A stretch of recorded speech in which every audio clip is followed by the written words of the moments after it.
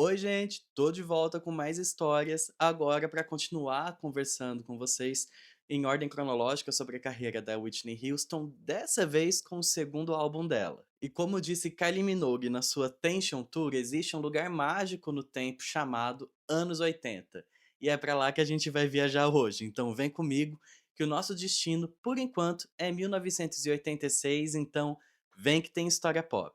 Durante sua primeira grande turnê solo, Whitney já começou a trabalhar no que viria a ser o seu segundo álbum. Mas antes de falar do segundo álbum, vou te dar um resuminho bem rápido sobre a primeira era, mas se você quiser mais detalhes, assiste o vídeo anterior a esse. O primeiro álbum foi lançado em 1985 pela Arista Records e foi um sucesso de vendas e reputação, meu amor, com impacto global, vendeu um monte no mundo inteiro, teve 3 singles em número 1 nos Estados Unidos, hits que bombaram em todos os cantos do mundo, então, assim, foi grandão. Por isso que pro segundo álbum, a Arista Records queria repetir a fórmula do sucesso. Com isso, o Clive Davis reuniu o mesmo time de produtores e compositores.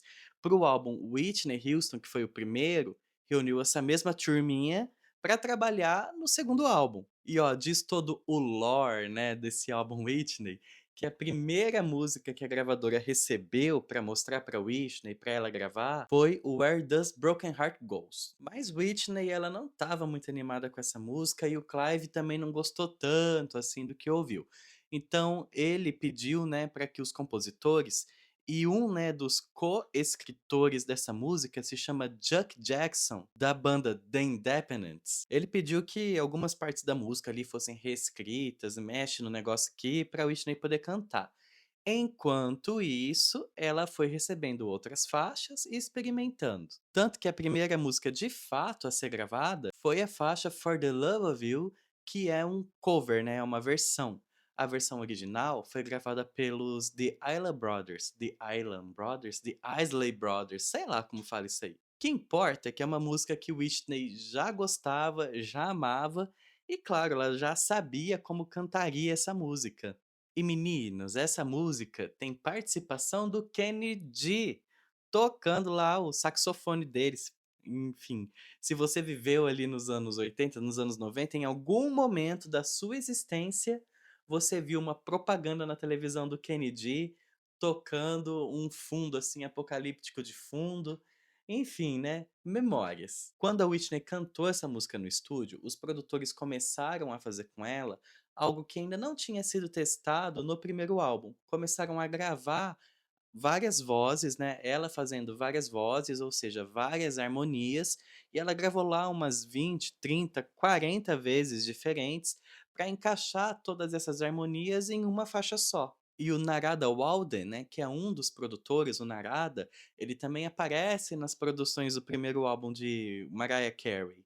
Ele fala que isso deu uma nova vida para Whitney, assim, ela nunca tinha feito isso antes e com isso ela passou a experimentar a voz, né, e escutar a sua própria voz de uma forma que ela nunca tinha experimentado nem escutado antes. E já que a gente trouxe o Narada Walden aqui, que a gente vai chamar de Tio Nara, a gente também precisa trazer uma duplinha de compositores que trabalhou no primeiro álbum e aí encomendaram ali uma nova faixa, né, para essa duplinha. Então pode entrar George e Shannon, porque no primeiro álbum eles são os compositores de How Will I Know? E nesse aqui, eles são os compositores de I Wanna Dance With Somebody. E olha essa curiosidade, essa música, I Wanna Dance With Somebody, inicialmente ela foi escrita, né, e pensada na Olivia Newton-John. E a versão original pendia assim para uma coisa mais pop rock, tem bem a cara mesmo assim da Olivia, sabe? Mas ela foi repensada, né? Ela foi retrabalhada para Whitney. Mas essa versão, ou o que é o mais próximo dessa versão que o Narada escutou primeiro, eu vou deixar num link aqui na descrição do vídeo para vocês, porque a duplinha gravou. Então, assim, é legal pela curiosidade de ver como era a música antes de passar pela produção do Narada Walden e antes de ganhar as vozes de Whitney. E assim, para essa versão da Whitney, o Narada, quando ele pegou, né, essa faixa, ele falou assim: "Bom, eu preciso trabalhar essa faixa toda para poder mostrar para Whitney entender a música que ela tem na mão". Então ele conta em uma entrevista que eu também vou deixar linkado nos vídeos, a descrição desse vídeo, na descrição, não é no comentário. Ele conta que ele chamou todo mundo do melhor, assim, que ele conhecia, né, de músicos, de, cantores, enfim, todo mundo ali que ele conhecia de melhor, ele chamou e eles fizeram uma demo da música já quase completa. Desde o vocal principal até os vocais de apoio, assim, tudo já estava nessa demo. E inclusive eu vou abrir uma historinha aqui pra contar pra vocês. Esses dias atrás eu estava no show da Dua Lipa em São Paulo, e o show acabou, foi maravilhoso, né. O show terminou, ela saiu do palco e começou a tocar Wanna Dance With Somebody, né, para o povo ir embora. E, gente, foi tão legal, porque tinha gente que foi indo embora mesmo, mas a maioria do povo ficou ainda dançando, cantando, celebrando com essa música. Então, para você ver o impacto dessa música até os dias de hoje, né. Tá bom, fecha a historinha. Vamos voltar para os anos 80. Teve uma outra música gravada também, que também é um cover, ou eu não gosto de falar muito cover, eu prefiro falar versão, porque a Whitney ela dá o toque dela, né.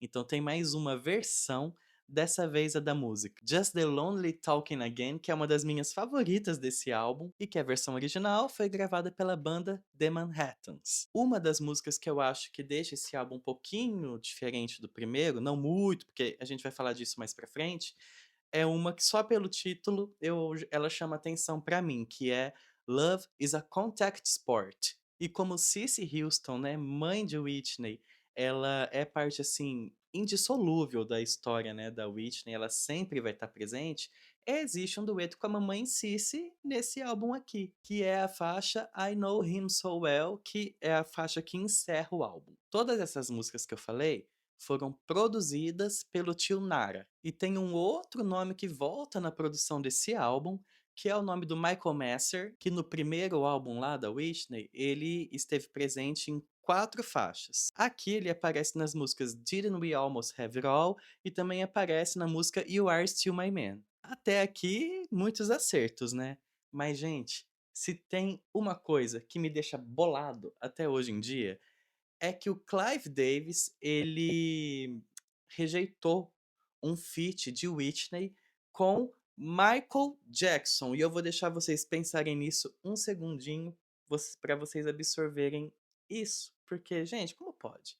Na verdade, o Michael, né, naquela época, ele estava para lançar o álbum que seria, assim, posterior ao Thriller. Então, todo mundo estava, assim, com muita expectativa do que ele apresentaria nesse álbum. E a gente hoje sabe que o álbum é o Bad, e que o primeiro single desse álbum foi a faixa I Just Can't Stop Loving You. E o Whitney Houston era a ideia inicial do Michael para fazer o dueto nessa música. Imagina, imagina como seria. Isso aí teria explodido o mundo. Mas o Clive, ele pensou assim: "Ah, não vai dar bom, porque é um álbum que tem é o primeiro single, né, que vai iniciar uma nova era do Michael depois da grandiosa era Thriller, e se a Whitney gravar esse dueto com ele, que vai ser para o álbum dele, isso vai eclipsar, assim, isso vai pôr uma sombra em tudo o que a Whitney fizer relacionado ao segundo álbum dela. E assim, Clive, ele é um gênio, né. Ele é um dos nomes, assim, da indústria musical que realmente merece nosso respeito. Tipo assim: "Clive, tudo bem, eu respeito sua opinião, mas eu nunca te perdoarei por você não ter dado ao mundo esse sabor", entendeu? Nunca ter dado ao mundo esse gosto. Imagina os 2 cantando juntos, gente. Seria tudo, né. Mas enfim, as primeiras pistas sobre um possível segundo álbum de Whitney começaram a aparecer no início do ano de 1987, quando Whitney foi capa da revista Jet em uma matéria que recapitulava todos os seus grandes feitos até então. E a intenção dessa entrevista era mostrar um lado mais humano de Whitney, bem nesse sentido assim, do tipo, toda essa fama e todo esse sucesso, né, que parece repentino aos olhos do público, mas que a gente sabe que foi vindo, sendo construído, assim, com muito trabalho, né, e muita dedicação, mas enfim, que todo esse sucesso não mudou a Whitney. E é uma reportagem que coloca a família de Whitney e seus princípios familiares em destaque. A matéria, no fim das contas, aborda como que a fama não subiu a cabeça dela. E nessa matéria, ela fala que ela não tá assim muito ansiosa pelo segundo álbum, que ela vai fazer o melhor que ela pode fazer e que é isso aí. Ou seja, uma entrevista bem encaixada e que com certeza ela não foi à toa. Uma entrevista que no fim das contas pode ser resumida em uma frase: o Whitney continua a mesma. Lembra que a intenção do Clive, da gravadora, a intenção deles, os executivos, era fazer uma sequência do primeiro álbum e que Clive chamou a mesma equipe, né, de produtores e compositores para trabalhar no que viria a ser o segundo. Então aqui a intenção é bem clara, né, é mostrar que a Whitney não mudou. Então o que tem que se esperar para um segundo álbum muito provavelmente é algo bem parecido com o primeiro. E aí, em março de 87, o programa Entertainment Tonight foi convidado a conferir os bastidores do clipe de I Wanna Dance With Somebody, que até então ninguém sabia qual seria o nome desse primeiro single, nem o nome do que viria a ser o segundo álbum. Não sabia até ali, né? Porque foi com esse programa de televisão, né, com essa reportagem, que foi revelado o nome do single e também foi revelado o nome do álbum. Agora repara um detalhe, o primeiro álbum se chamava Whitney Houston. O segundo álbum se chama Whitney. Pode parecer simples, mas essa jogada foi calculada, eu suponho. Parece pra mim assim que retirar o sobrenome num segundo álbum, deixar só Whitney, era uma declaração assim da gravadora, né, um posicionamento na carreira dela de que ela já era grande, ela não precisava mais ter um sobrenome. E ao mesmo tempo é como se agora que ela já tá aqui, a gente já se tornou íntimo dela, né, nós fãs, a gente pode chamar ela pelo primeiro nome só. E a indústria musical, ela morre de medo da maldição do segundo álbum, né. Por isso que aqui eles quiseram, né, fazer realmente uma releitura do primeiro. Literalmente uma continuação. A missão então não era reinventar o jogo, mas solidificar a marca Whitney Houston que começou ali no primeiro álbum. E acho que principalmente provar que todo aquele sucesso não foi sorte de iniciante. Com isso, o primeiro single é lançado em 2 de maio de 1987. E aquele mês foi agitado para elas, meninos, porque assim, a Whitney que estava quietinha ali desde o fim da turnê, né, que foi ali no finzinho de 86, né, que aí ela já começou a produzir esse álbum aqui, ela ficou quietinha, ficou na dela. E aí em março ela já participou de um festival na Suíça, ela já participou do programa Top of the Pops no Reino Unido, e ela também fez uma participação em um especial da ABC, rede de televisão americana, chamado Superstars e Suas Mães, onde ela cantou com a mamãe Cissy. No dia 16 de maio, I Wanna Dance With Somebody debuta no Hot 100 da Billboard na posição 38 e continuou subindo, subindo, subindo, até na sua sexta semana no chart alcançar o primeiro lugar, quase que coincidindo com o lançamento do álbum Whitney, que aconteceu no dia 2 de junho de 87. Até ali, né, até aquela data, o primeiro álbum continuava vendendo muito e já tinha alcançado a marca de 13 milhões de cópias no mundo todo. Quando o segundo álbum foi lançado, a crítica especializada, ela foi assim, o ó com a Whitney. Muitos veículos considerados de peso, né, como o New York Times, Rolling Stone, LA Times, enfim, esses aí que existem até hoje, fizeram suas críticas dizendo assim que nada mudou entre o primeiro e o segundo álbum, e que Whitney estava presa à fórmula, né, que deu sucesso a ela. E que Clive e seus produtores não trouxeram nada de novidade, né, para o trabalho. Como se fossem músicas feitas só para serem fofinhas e só, sabe? Não tem nenhuma outra mensagem ou não tem nenhuma outra profundidade nas faixas. Como se assim, Whitney não assumiu risco nenhum num segundo álbum. E eu tenho certeza, mas assim, eu tenho certeza absoluta, porque essa crítica, né, pra mim eles só gostam é mesmo é de falar mal. Porque eu tenho certeza, até hoje eu falo isso, assim, nada me tira da cabeça que se no segundo álbum Whitney tivesse mudado completamente, eles iam estar falando mal exatamente disso. Do tipo: "Nossa, por que mudou se estava tão bom no primeiro?". E aí ela continuou com o primeiro e ficam: "Por que não mudou?". Sabe? Ai gente, pra mim esses crítico musical, desde sempre até hoje, eles só querem escrever difícil e são tudo uns mal amados. Não gostam de nada, eles não gostam de nada. E eu tô trazendo essas críticas aqui não é pra falar mal do álbum, até porque aqui é um lugar de gente que ama o Whitney, então nós gostamos desse álbum. Mas essas críticas fazem parte da história, a gente não pode deixá-las de lado, e vai ser importante saber disso agora para as coisas que vão acontecer no futuro. Então segura aí, porque mesmo com essas e outras críticas falando da mesma baboseira, nada disso impediu que o álbum dela, meninos, estreasse direto no primeiro lugar da Billboard 200 e vendesse 1 milhão de cópias no mundo inteiro em apenas uma semaninha. E aí a Mona, né, quebrou dois recordes. O primeiro é esse.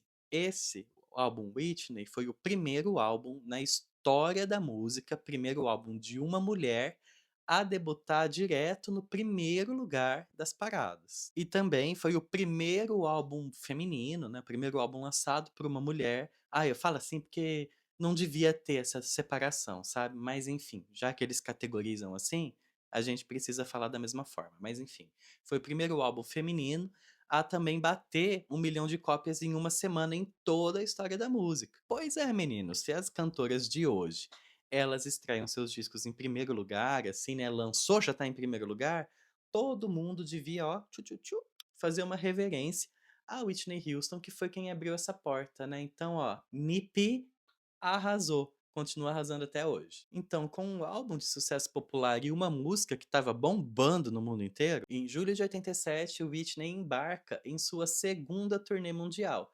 chamada The Moment of Truth. E ao mesmo tempo que estreia essa turnê, também lança o segundo single do álbum, Didn't We Almost Have It All? Ah, eu sempre me enrolo pra falar. Inclusive, né, o clipe dessa música foi retirado de uma das performances da turnê em uma das paradas ali, né, da turnê ainda nos Estados Unidos. E por conta da turnê, a revista Time Magazine, ela fez um artigo sobre a Whitney, chamando ela de a rainha do baile da soul, né, The Prom Soul Queen. Junto com uma análise muito positiva do show, na qual esse artigo fala o quanto as músicas elas ficam melhores ao vivo, né? O Whitney consegue dar ali um fôlego extra em todas elas e blá blá blá. Só que é aqui, nessa matéria, que começam a especular a vida romântica de Whitney, principalmente em relação com a Robin. E assim, gente, o sucesso do álbum Whitney foi tão avassalador e foi tão incontestável que a mídia teve que mudar a narrativa. Então, lembra daquelas críticas mó chatonas, né? Então, eles tiveram que acabar se rendendo ao álbum. Só que a mídia é desse jeito. Já que não deu pra derrubar ali, vamos tentar derrubar por aqui? A matéria da Time Magazine, ainda que soe positiva, ela termina levantando uma polêmica assim, ó, completamente desnecessária. Eles não podiam mais decretar que o Whitney era um fracasso, né, comercial, nem que seu álbum era um fracasso. Então vamos fazer o quê? Vamos atacar a mulher. E aí a imprensa passou a ficar obcecada pela vida pessoal dela. Do tipo, ai, com quem ela tá saindo? Ela nunca apareceu com namorado. Será que ela tem alguém? Será que ela não tem ninguém porque ela gosta de mulher? Será que ela gosta de homem? Será que ela gosta dos dois? Ah, parece que a mídia não consegue dar descanso, né? É aquela velha história. Uma mulher, ela não pode estar no topo tranquila. Ela não pode estar ali só quebrando recordes e sendo bem-sucedida. Tem que ter um mais, tem que ter uma polêmica. Tem que achar alguma coisa assim, uma pista, uma fofoca de alguma coisa errada na vida pra trazer pra frente, sabe? Meu, isso não acontece com os cantores. Isso não acontece com as bandas formadas por homens. Pelo menos não na mesmíssima proporção. Então, assim, pra quê? Enfim. Infelizmente, esse foi o começo, né, de uma curiosidade doentia que seguiria Whitney para o resto de sua vida. O álbum Whitney provou que ela era a maior cantora do mundo naquela época, mas também mostrou que o mundo não estava pronto para só deixar ela cantar. E foi em meio a essas fofocas, em agosto de 87, que o álbum recebeu o certificado duplo de platina por alcançar a marca dos 2 milhões de cópias, das 2 milhões de cópias vendidas nos Estados Unidos. E em setembro, Didn't We Almost Have It All alcançou o primeiro lugar nas paradas dos Estados Unidos também. E esse feito fez com que Whitney se tornasse a segunda artista negra na história da música a ter os seus 5 primeiros singles, né, 5 na verdade 5 singles consecutivos em número um. Quem fez isso antes dela foi The Supremes, a banda de onde vem Diana Ross. E são os 5 singles consecutivos, não são os 5 primeiros singles da carreira dela. Tá? Então tá. Depois ainda veio um terceiro single lançado ali em setembro, que foi a música So Emotional, e tem uma curiosidadezinha aqui sobre essa música. Ela foi composta inicialmente com a intenção de ser oferecida ao Prince. Outra curiosidade é que o clipe dela foi gravado em uma cidade da Pensilvânia chamada Bethlehem, enfim, Belém, em uma arena ali, né, que teve 2.500 fãs de Whitney presentes na gravação. E esses fãs, eles conseguiram esses ingressos para participar da gravação de forma gratuita. Esses ingressos foram distribuídos em lojas de disco. Já pensou que legal? Ai, hoje em dia é impossível. E So Emotional é mais o número um de Whitney na sequência, né? Ô mulher, viu? O sexto número um consecutivo e o ano se encerra assim. Álbum platinado, 3 singles desse álbum em primeiro lugar, turnê com ingressos esgotados por onde quer que passasse. Mesmo se você quisesse, você não ia conseguir escapar ao sucesso de Whitney. E aquelas primeiras reviews lá, eles tiveram que engolir as próprias palavras, é um bando de homem que escreveu. E é com esse contexto que a gente chega em 88, especificamente no American Music Awards, que aconteceu no finalzinho de janeiro, no qual a Whitney ganhou 2 prêmios: Melhor Música Pop Rock por I Wanna Dance With Somebody e Melhor Artista Pop. Também naquele começo de ano, Whitney estrelou um comercial da Coca-Cola nos Estados Unidos e com isso ela passou a ficar, né, a estar dentro da casa de milhões e milhões de pessoas todos os dias com essa propaganda de televisão. E além disso, foi dada a largada, né, à busca por um script perfeito para que Whitney estrelasse um filme no cinema. Essa busca só se encerraria uns anos depois, né, com o Guarda-Costas, mas é assunto para outro vídeo, volta para cá. Porque a gente ainda está dentro do período de premiações e dessa vez é o Grammy. Whitney competiu nas categorias de Álbum do Ano, Música do Ano com Didn't We Almost Have It All e Melhor Performance Vocal Pop Feminina por I Wanna Dance With Somebody. Essa aí, ela ganhou. E antes da gente seguir, volta aqui comigo pra gente recapitular. O segundo álbum sai e a crítica não gosta. Mas existe uma regra de ouro, né, no mundo da música, que é o público tem a última palavra, definitivamente. E o álbum não precisou de boas análises técnicas para se provar. Nem mesmo o Whitney precisou, né, falar alguma coisa, o álbum se provou sozinho. Enfim, a Whitney podia não ter a crítica especializada, mas ela tinha o povo. E por isso, mais um single foi lançado em março de 88, e chega a hora de Where Do Broken Hearts Go? E no espaço de um mês, esse single também se torna um número um, o sétimo consecutivo da Whitney. Mais uma premiação importante acontece, dessa vez é o Soul Train Awards, e Whitney concorre nas categorias de melhor clipe com I Wanna Dance With Somebody, que ela perde para o clipe de Control da Janet Jackson, e álbum feminino do ano, que ela acaba ganhando. Nessa premiação, apesar da vitória, houveram vaias em relação a Whitney Houston, mas guarda essa informação porque ela vai ser importante lá na frente, tá?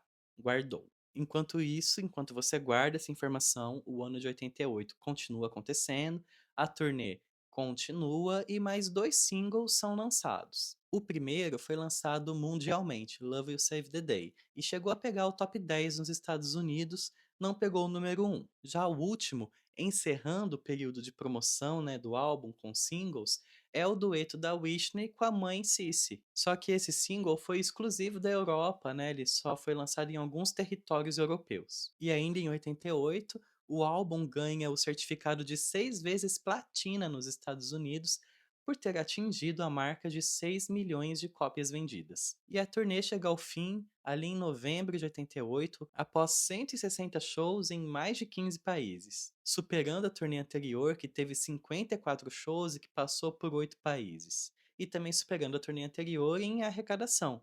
A turnê do álbum Whitney faturou 3 vezes mais. E mesmo depois de todo esse sucesso, de ter superado aquelas críticas, de ter tido uma turnê muito bem sucedida, de ter conseguido todos esses número uns, de ter vendido tanto desse álbum, quando o Soul Train Awards aconteceu em 1989, quando os apresentadores da premiação vão anunciar a categoria Melhor Música R&B, e eles acabam falando ali, né, o nome da música e o nome do artista. Quando falaram o nome da Whitney, teve uma vaia muito grande no teatro, assim, muito alta. O que daquela primeira vez, assim, foi meio teve, mas, deixa pra lá. Dessa vez era impossível negar que estavam vaiando ela. E realmente houve um movimento de boicote em relação a Whitney. Em entrevistas, Whitney foi abordada sobre isso. E os repórteres ali, né, que conduziram aquela entrevista, mais de uma vez, e o que eu achar dessas entrevistas eu vou deixar linkado aqui na descrição do vídeo também. Eles dizem, né, que existia esse movimento por parte, né, da audiência negra da Whitney Houston. Eu estou dizendo parte da audiência, não estou falando a audiência toda. É uma parte, é um grupo, né? É um tanto ali limitado de pessoas da audiência negra dela queriam boicotar a Whitney Houston porque não achavam que ela era negra, preta o suficiente. Tanto que foi dado um apelido bem bullying com ela, chamando ela de Whitney, né, fazendo referência a white, a cor branca, Whitney Houston. Porque segundo esse grupo de pessoas, a música dela não seguia as tradições do soul, não seguia as tradições do R&B, não seguia as tradições do gospel, que são os gêneros fundados, né, pelos povos pretos. E aí começou toda essa discussão. Whitney nunca deu muito palco, nem muito espaço para falar sobre isso. Em uma das entrevistas ela fala que música é música e que como assim eu sou como branca? Olha pra mim. Só que isso afetou sim Whitney, tanto que essa crítica, né, esse movimento para boicotar ela por conta disso, se tornou assim um dos nortes do que viria a ser o terceiro álbum dela. Isso e um outro acontecimento, porque algumas fontes apontam assim, né, algumas matérias da época, alguns outros canais sobre Whitney Houston falam que ela conheceu Bobby Brown ali no Soul Train Music Awards. Não sei se foi ali, mas ela conheceu ele, né? E a gente sabe o quanto esse homem foi prejudicial na vida dela. Assim, em 89, Whitney tira um ano sabático. E lá pro fim do ano ela começa a trabalhar no futuro álbum, que seria o I'm Your Baby Tonight, com a determinação de provar que o nome dela é Whitney Houston. E aí, a gente fala dele num próximo vídeo.